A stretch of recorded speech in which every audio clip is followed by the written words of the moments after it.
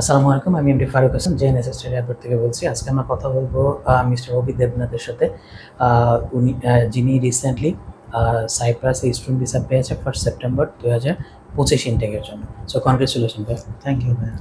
So আপনার visa পেয়ে আপনার ফিলিংসটা যদি ভিউয়ার্সদের সাথে শেয়ার করতেন। হ্যাঁ, ভিসা পেয়ে আমার খুব ভালো লাগছে এবং জেএনএস স্টাডি অ্যাব্রোডকে আমার ধন্যবাদ আমার অ্যাব্রোড জার্নিতে পাশে পাওয়ার জন্য। সো আমরা যতটুকু জানি যে বর্তমানে যে স্টুডেন্ট একটা প্রবলেম ফেস করছে, লাইক সাইপ্রাস ইমিগ্রেশন তার ব্লু পেপার লেট করে ইস্যু করছে। তারপর হচ্ছে এখানে যে আপনার ব্লু পেপার ইস্যু করার পরে Cyprus Dhaka consulate office long একটা টাইম নেয়, যে অনেক সময় দেখা যাচ্ছে যে স্টুডেন্টের নেম লিস্টে আসে না।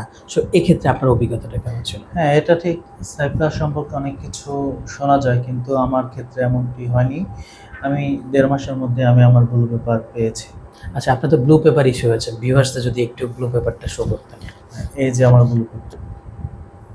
Thank you.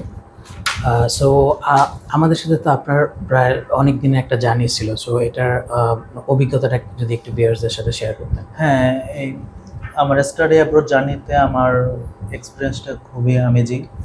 বিশেষ করে আমি সাইপ্রাস সম্পর্কে বিভিন্ন রকম নেগেটিভিটি সম্পর্কে জানতে পারি। যখনই আমি যে কোনো ধরনের নেগেটিভিটি সম্পর্কে সম্মুখীন হতাম, তখন ফারুক ভাইকে আমি ফোন দিতাম।